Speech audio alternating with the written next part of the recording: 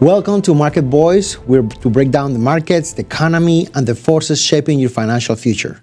I'm Andres Sanchez. And I'm Xzabko Scott. Good Wednesday, Xzabko. Hey, how's We're it in the going? middle of the week. Oh, yeah. Right, getting there. Today's actually Tuesday. Yeah, it is. Right. As usual. I'm lost of the workout, so right now. Every Tuesday, Andre. Every Tuesday, we're all over it. How's soccer doing? It's doing amazing. Yeah, those guys are pushing. I know that Working. the level that they play, and like being in those stadiums, the game is completely different when you're like live watching it. Right. Versus on TV, it's just Completely such an different experience. The energy. Yeah, it's amazing. And how people like travel from all over the world to just like be part of it and follow their nation, their team. It's just a complete party. You know, call it, right? Everyone wants to be part of something greater than themselves, you know? Correct. It's a great feeling spiritually, if you will. And the other thing is like people are very cordial.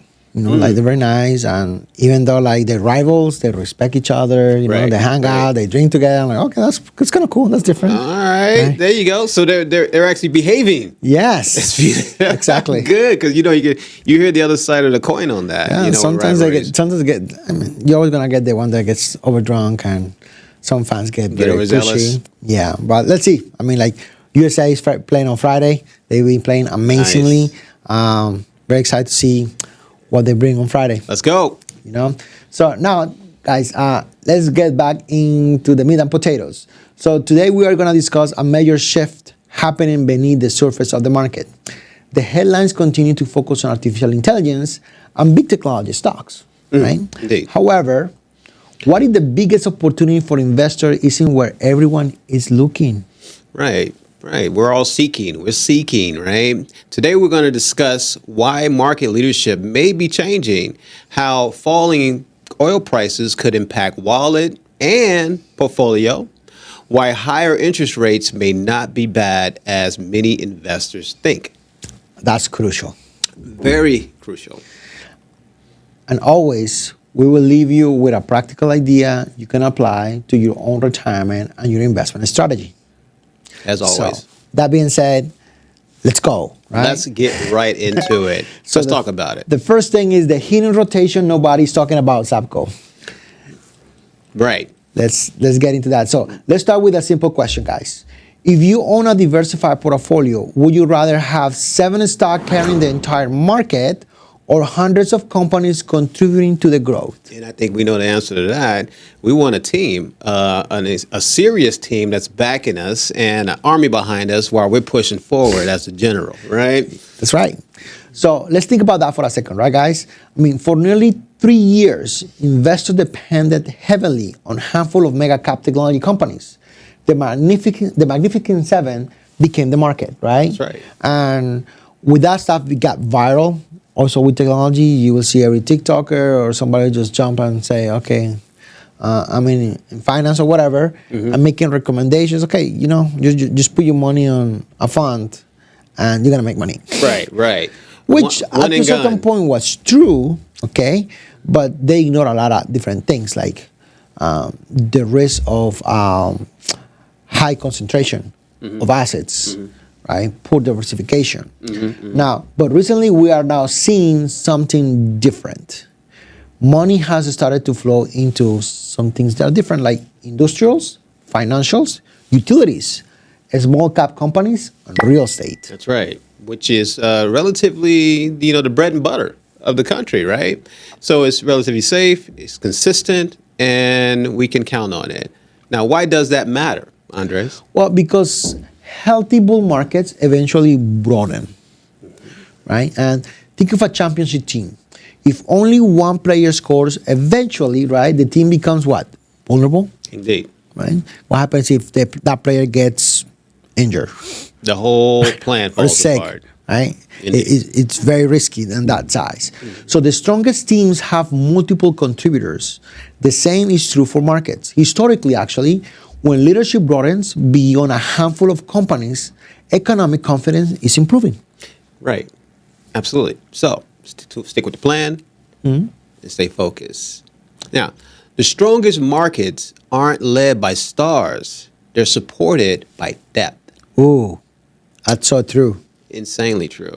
So are you saying technology is finished, Andres? Not all. I'm not saying the time is finished. Technology remains critical, but investors might be discovering opportunities outside of the crowded trades.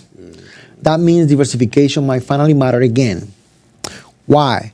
Because of the hype of technology, and don't get me wrong, semiconductors and all these areas, AI, discarded very strong companies with great valuations, with no debt, that they're making tons of money, but the market stopped looking at them because they got excited about their new boyfriend, and they wanted to date this new boyfriend. Right. And then now they're looking at, you know what?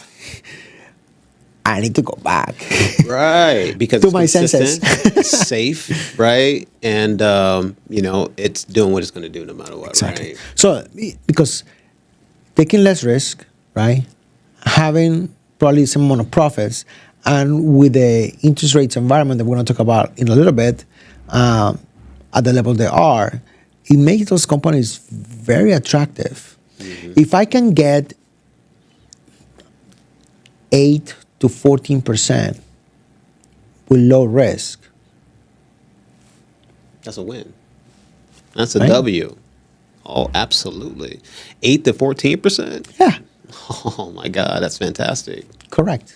Because years ago, I mean, you were fighting and scraping to get 2. Exactly. And panicking. Panicking. Correct. And that's critical because the amount of risk, if you wanted to get, I'd say 10 years ago, 12 years ago, if you wanted to get income in your portfolio on an 8 to 10% basis, you need to take a lot of risk. A lot. It was of risk. impossible to do it without risk. Right. In today's environment, not so much. So to do it in a low risk circumstance, that is cortisol level drops significantly. That is right. So think about, raise your hand mentally, guys. How many of you could name your largest 3 stock positions? Yeah. Xzabko, all right, I got it, right? I got 3. Now, here's the question. Now ask yourself, are they all in the same sector? No. They're diverse. All right, Definitely. good. So non-related. All right, good. So if they are in your portfolio, maybe more concentrated than you realize, you know? Exactly. If you have 2 of those 3 in the same sector, you have some asset concentration issues, which no blame, right? It's just matter of like, hey, how I rebalance my portfolio, how do I diversify my strategy with non-correlated assets as well. Right. I think people want to be, when they see something's working, they want to stick with it. But we must plan for the unknown as well, right? So I think that's a major key. Yeah. On top of that, now we have oil prices, which is the silent economic tax. Let's get into that. Let's talk about it. So something everyone noticed, but few investors truly study: oil. Every time you fill your gas tank, you're participating in the global economy. That's right. Oil impacts transportation, manufacturing, airlines, food prices, shipping, and more, especially consumer spending. Consumer spending, that's right. So recently, oil prices have declined as geopolitical tensions ease. Most people celebrated lower gas prices. Cool. They got very excited because of what's going on probably opening the Strait of Hormuz. That's right. However, I mean, you should celebrate those things. It's important. It's going to help not only the American economy, but the world economy. Right. There's some countries that really, really would have needed that oil. Now, investors should ask a deeper question. Okay, and this question is: where does the money go when consumers spend less at the gas pump? Where does that money go? Well, these days we're talking the grocery stores, right? Yeah.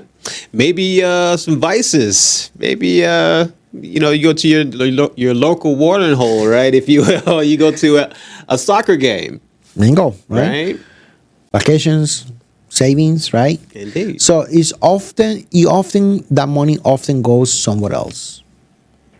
Into the economy. So, right. Restaurants, travel, entertainment, home improvement, retail purchases. So, fall in energy costs can act like a tax cut. Exactly, Xzabko. Well said. Consumers only have more disposable income that can stimulate economy activity, right? Oil doesn't just fuel cars, it fuels confidence. Profound. And keep in mind, however, investors should be cautious. Energy markets can reverse very quickly. Like Right. that. So I doesn't like something, the government doesn't like something that maybe Iran say. I mean, we don't know. Well, Trump. Or Trump, right? Anytime he speaks, the market just go haywire. Yeah. So technically, one geopolitical event can change the entire picture overnight. Now, that's why discipline in investing matters. No predictions, is preparation. Absolutely. Now, higher rates might be the new normal. Maybe,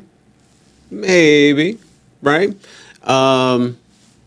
We want lower rates, especially people with money want lower rates because they have more impact over how they influence the markets, right? So they're able to contribute more to the economy. I mean, we're- like when rates are low, right? Cheap money becomes cheap, right? So it's easier to borrow, do these things. Right. You don't want to have so much money in cash. Indeed. So what's the best way to make more money?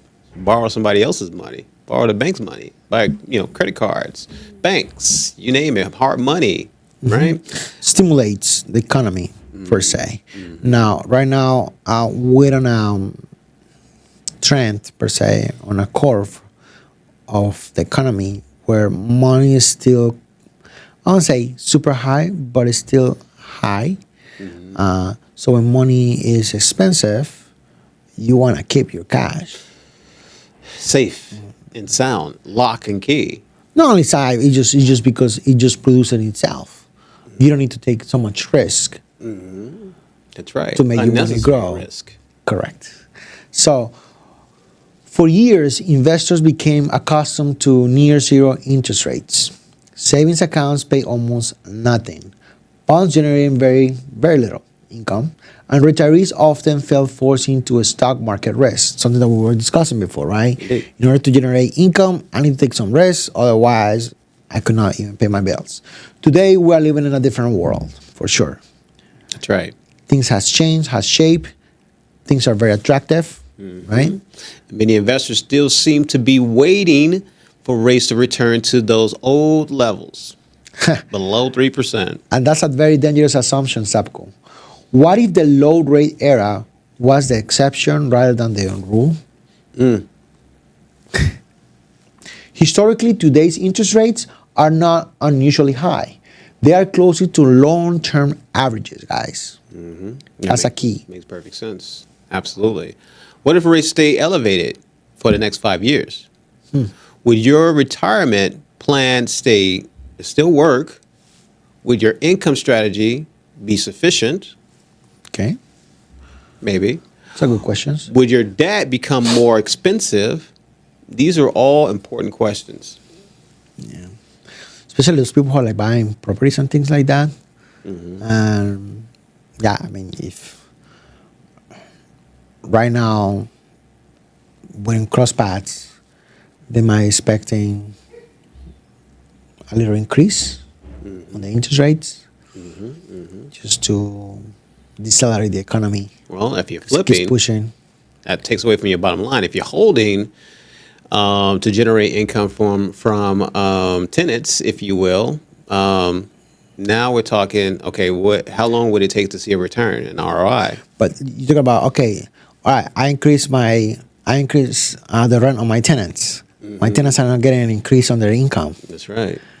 So now I'm putting pressure. So I'm running on the rest that they just leave. Right. So you put too much pressure on them to the point where they can't afford it now. They want to leave. Also, new tenants may not be able to afford it, so it's going to take you a long time to fill that spot up. Right? You name it. It can go. It can go bad real fast. Correct.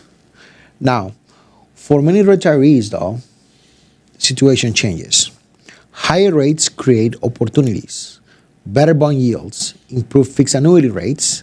Like right now, we're seeing rates, Xzabko, that, 20 years haven't seen on those type of accounts. Fixed accounts that they give you stuff that, not even 2007, we were having those yields. So Right. very attractive. Right. Also attractive on CD returns. Also, they can be more attractive. MyGas as well. Stronger cash management strategies become more attractive as well. We want to go with the pros, Buffer accounts. of course. Right. So the ability to generate more income with less risk. Extreme. Less risk. With less risk. So, what is low risk? Like, how low can you actually go? You can go up to zero risk. But what are the returns like when it's that low, right? This day and age. I've seen 5%. Minimum, right? So That's not minimum at zero risk. that's not minimum. Well, high yield savings account with a bank, The highest savings will give you around 3.8, 3.6. 4%, right? Sometimes, some cases, right? Even then, you have to have at least 25 grand put down. But there are some low entries, right? Sometimes somewhere along the line of 5,000-10,000, maybe. Oh, yeah. You're talking about like how to get in? Well, in general, right? Definitely the entry level, right, to something like that. But nonetheless, what you're doing is you're lending. Yeah, like if I can park my money when it can generate, if I'm retired, right? 8% with 0 to very minimum risk, why not? Good question. Right? And if I need income for life, like if I can generate,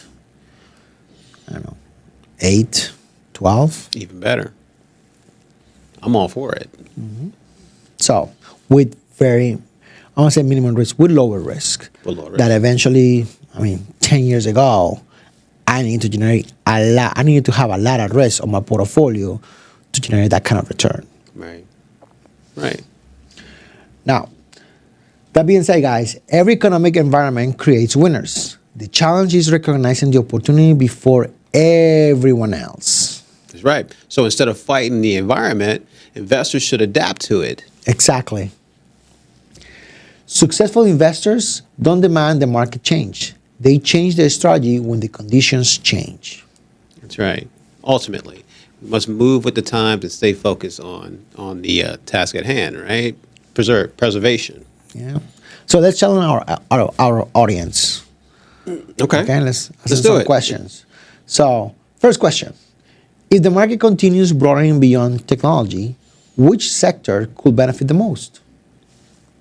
Will lower oil prices help your household budget significantly? What if interest rates remain elevated through 2027? Right? And how will you affect that retirement income plan that you have? That's a good one. That's a good one. Are your investing based on headlines or based on written strategy? Now, we need to make it real, right? Write it down, take it out of your mind and put it into the real world Yeah. for which it will stand. You think it, you speak it, and you write it. Yes, That's indeed. when it's a powerful thing when you have written goals, when you have written plans. But then you said speak it too, so that also makes it real, right? You say it out loud, so it's here with us now, right? Correct. Reverberating. Correct. Because I met a lot of people that they have these mental financial plans. Right. They talk about it, but they don't have it written down. I'm like, wow, so you tell me is that you don't have a plan, you have a wish. Right. Hopes and dreams. Yeah. I'm going to do this. I'm no. It's written. Right. What is the process? Right. Are you looking at it? Are you reviewing it daily? Right. Are you adding more to that statement that you want? Right. That wish.